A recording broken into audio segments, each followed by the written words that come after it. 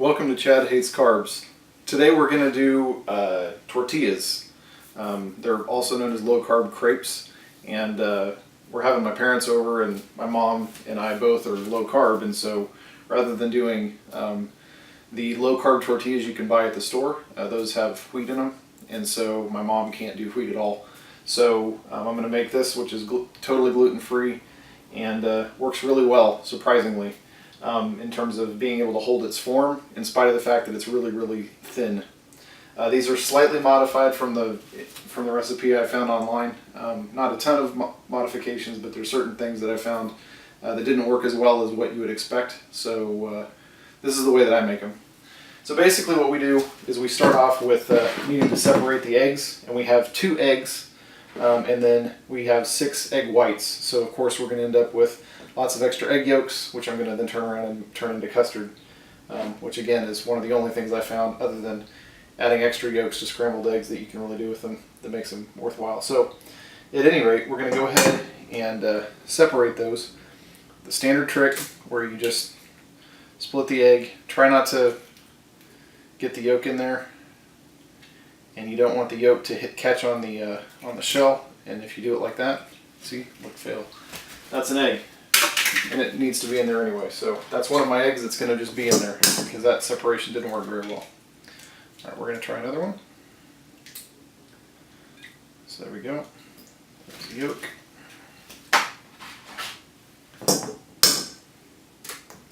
For some reason I don't like cracking them on the edge.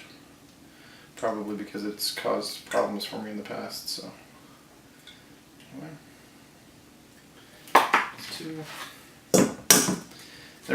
I'm sure, I've seen lots of cooking shows with people that are really fast at this. See, that's a nice one to, oh, it's separated all right. Anyway, lots of cooking shows where you have people that can do this really, really fast, and I'm not there yet, so. The good news is most of the time I don't end up having an issue with my yolk splitting beforehand. So at least there's that.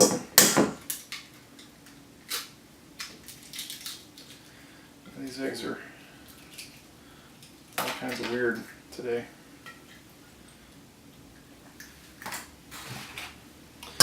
Definitely not something you want to do if you want to keep your hands clean, because it's pretty messy doing this. Alrighty. And last one. So this one, because we just need the egg, you can just put it right in there. Okay, so that's our eggs. So now that we've got our eggs, we're going to put in 2 tablespoons of coconut flour. Coconut flour, in this case, the fact that it's super absorbent is actually helpful. I imagine that you could do it with almond flour, but it would be very different texture. So we're going to go ahead and put in 2 tablespoons of coconut flour. The thing I like about the almond flour over the coconut flour is you just don't get that really, it's kind of, at least me, I'm kind of assume that it's going to be sweet when I smell that coconut smell. So that's one of the downsides to the coconut flour, in my opinion, over the almond flour. We also need to get 1 tablespoon of psyllium husk, and right now I'm using the Now brand. That's the one that I bought. I have had some issues with some of the things that I've made, being it doesn't quite fit, being purple when I use this Now brand. Some people say that other brands do better for not being purple, so you might consider that if you're going to buy some. They also say you can use chia seeds, but this is what I've used in the past. I am going to try it with chia because chia tends to be easier to source anymore. Plus, I always have chia on hand for my ice creamy type of things. So we also need to get 3 ounces of coconut milk, and of course, so coconut or almond milk, and again, I prefer almond milk. So we're going to go ahead and do 3 ounces. There's 2 ounces.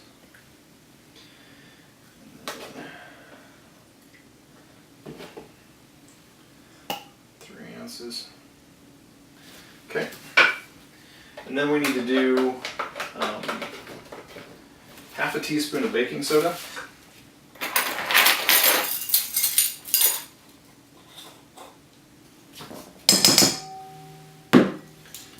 And we need to do a teaspoon of cream of tartar. It's one of the downsides of these measuring spoons is they don't fit in some of my spices and whatnot.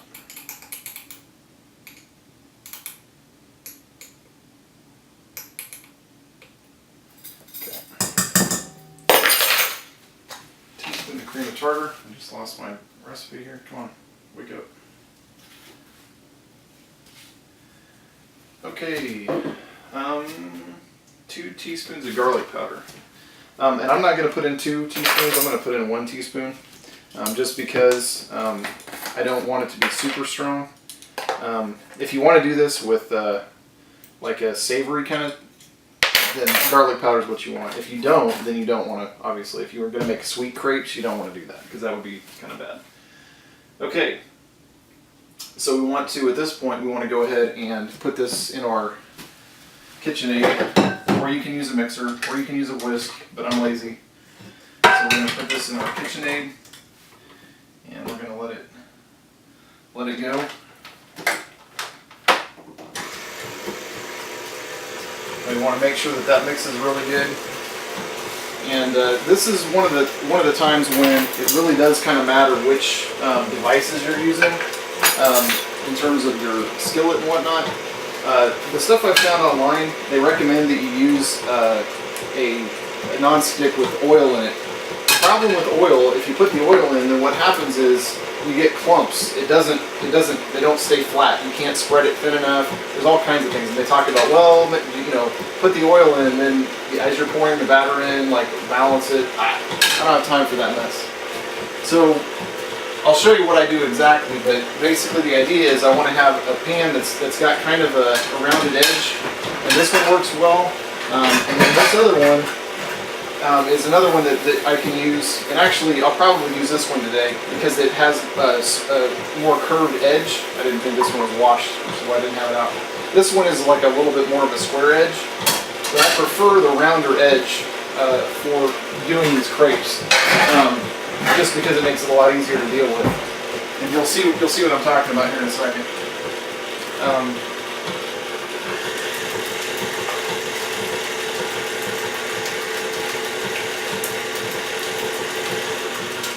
Okay, now that we've got that all whipped up, we're going to let it sit. We need to let it sit for 5 to 10 minutes in order for the psyllium husk and the coconut flour to absorb everything and get nice and gummy. So I'll be back in 5 minutes, and we'll take a look at it then and get started making our crepes. Okay, so this has been sitting, and you can see that the texture, it's kind of like a batter. You want it to be definitely kind of gooey. Kind of reminds me of that green slime from Nickelodeon back in the 80s. But the idea is that you don't want it to be, obviously you don't want it to be stiff, and you don't want it to be like super runny. You want it to be a little bit kind of sticking together, kind of about like that. Okay. Now you'll notice, in a lot of this is kind of the way that this has always been for me. There's, and I don't know if you can see it, but there's like some like chunks in there and whatever. I haven't found that to really be much of a problem. If you really want it to be super fine, you probably want to use a different beater attachment. But for me, it's close enough. Like I've said more than once before, this is not a pro cooking channel. You want to go somewhere else for that. So we've got this heating up a little bit. The idea here is we want to heat it up, like I said. You want to heat it up without oil, because if you heat it up with oil, it clumps up real bad, and you basically end up with these like globs of stuff, and it ends up like tiny bad pancakes, which is not exactly what we want. So we're gonna get this thing hot, and I'm just gonna put the first one down. Obviously the first one will cook differently than the rest of them if you do it like this, but you know, I'm impatient if you've watched any of these videos. So what I like to do is just take basically an amount, and you want a flexible spatula to do this with. So you want to just scoop an amount out, and you want to put it on there, and then you want to spread it around. And you'll notice that this is not hot enough because you want it to stick. And that's the part of this that's kind of strange and counter to the way that they talk about. But you can see as I'm doing this, it kind of starts to stick a little bit. And you want it to stick because otherwise you end up with holes in your crepes. But you basically are going to just paint the bottom of the spatula, or sorry, the bottom of the skillet with the dough, batter, whatever you want to call it. And again, the goal here is for it to stick because you want it to be thin so that it, isn't super. Okay, there we go. Now it's starting to stick nice. Okay. And you just keep moving it around and keep getting the batter kind of moved around until it's even-ish. And you can see, like I probably put a little bit too much in here, so you want to get that last little bit kind of in a thin space. And then you just let it cook. And you can see it's smoking real nice. That's exactly what you want, and because it's so thin, it's going to cook pretty fast. And so you just want to let it sit, and you can see it's even already starting to brown on this side. So then what you're going to do is you're going to scrape from the edges, kind of get it to firm up a little bit on the edges so it has a nice edge to it.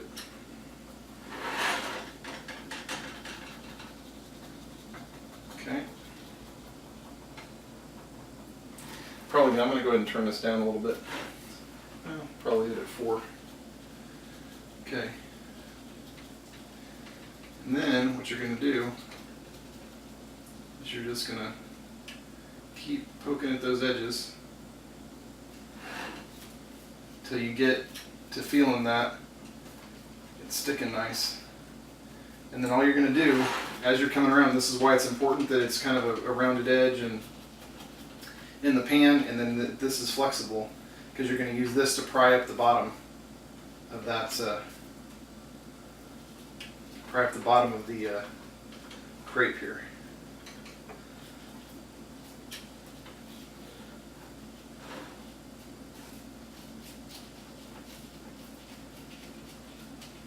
Wow, this is awesome because this is sticking like it did not stick last time.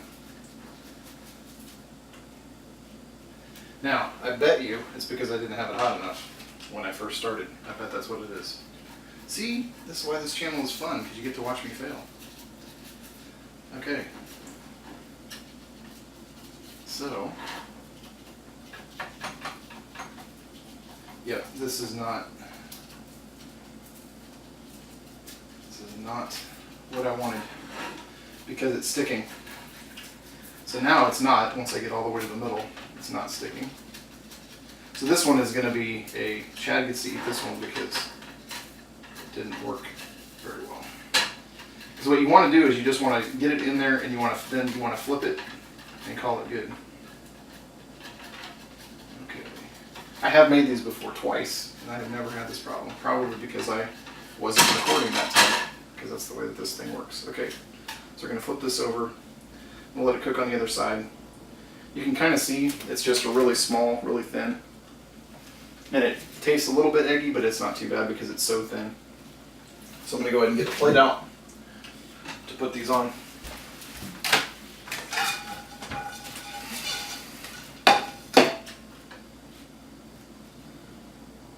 Obviously you wouldn't, this is not a beautiful crepe. See? Isn't it fabulous? Look at that. Beautiful. Okay, so let's do another one. Let's do this. I'm going to try this because I'm a hack. What I'm going to do is I'm just going to put the oil in there and then I'm immediately going to spread it around and then I'm going to get rid of it. And yes, this is really hot, so kids don't try this at home. And again, the problem I had with doing oil last time was that it would glom glom up into one location, and just end up stacking to the point that you couldn't really use it. It didn't crepify, as it were. Okay, so let's try this again.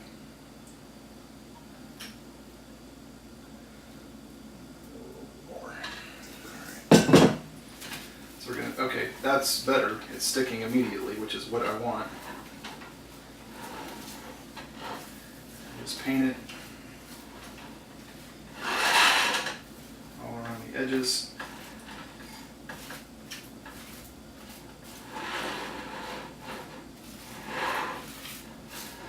Yeah, this is much better. I guess the secret here is you have to let it heat up first, because being impatient is bad. Okay, you can see it already is starting to peel up nice on the edges. So you want to just let it sit for just a second, let it set up. Let it set up.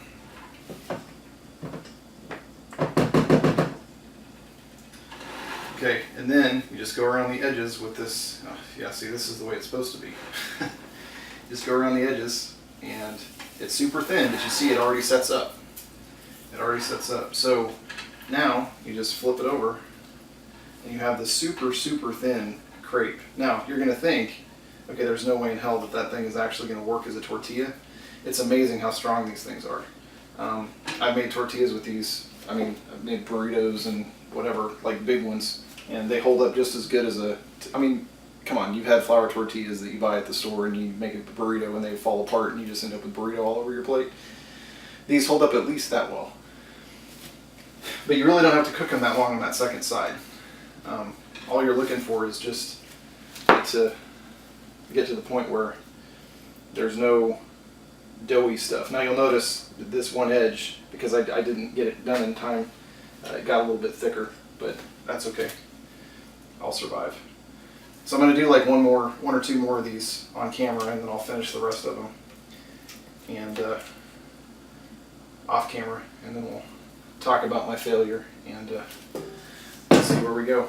So again, you want to get it down, you want to spread it out, and if it's not, I guess we found out, we learned a lesson today. If it doesn't stick immediately, you're going to have a bad time. So you want it to immediately turn white because it's cooking on the bottom of the skillet, and like in this case, I'm just going to scoop off all that extra because it's just going to do what that one did and get real thick on that one edge. So we don't want that. So we're going to just spread this around, get it done nice and even all around. Scrape that off. See, we're learning together. Okay, so then, I mean, literally I'm done. Basically, as soon as you get it done, get your stuff going, it's basically ready to flip, because like I said, they're so thin, they're gonna cook. And you'll notice, right now I'm at half heat. And again, the reason that this is so easy for me to do from a scraping standpoint is that this is a rounded skillet, and I have a very flexible spatula. Now see that one, it's doing the same thing. Actually, that one right there is doing it because it bound up because of the way I flipped it. So anyway, but this one's basically done, and again, it's right there. It's like almost like a little piece of paper or something. But in terms of strength, they're definitely there. So anyway, it's number 2. Nice and crispy. All right, so we'll do this one.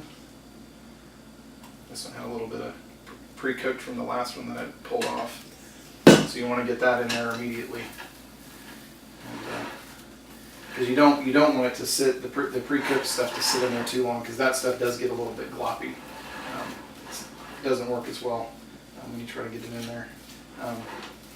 After it's already kind of firmed up, it doesn't spread very easily, and you can tell on this one, I don't know if you can see it, but it's a little bit less easy.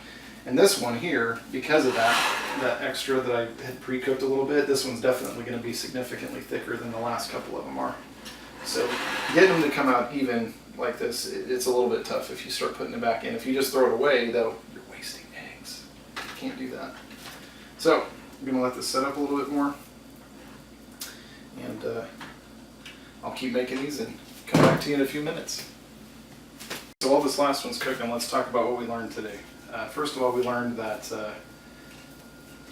The technique only works if you're patient, because if you're not, then the first one will stick horribly to the pan and it doesn't work. So don't do that. Secondly, we learned that we can make exactly 1, 2, 3, 4, 5, 6, 7, 8, 9, 10, 11, 12. I feel like Count from Sesame Street. But it looks like we can make about 12 of them from that recipe. And obviously that first one's going to be kind of a fun one to eat. But that's how you do homemade tortillas. And as far as, like I said, as far as their strength, you can see, that this one's fresh off the pan. But some of these ones that have been sitting for a while, they definitely are, pliable and whatnot. Let me go ahead and I'll just take this one that's broken. It doesn't work, because I can show you like strength wise. You can see it's got stretch to it. It's not like a flour one that's going to just fall apart immediately. There's stretch and pliability. This one is just super gummy and kind of nasty or whatever. But what I'm going to do is I'm going to make this for dessert, since I just ate some leftovers for lunch. I'm going to put this back in here. I don't know. It might have a little bit of too much garlic in it. Yeah, put enough butter and syrup on there and it'll be fine. Anyway, hope you enjoyed. And for those of you that need gluten-free tortillas, this is what I find to be a pretty good option. Till next time, thanks for watching. See you then.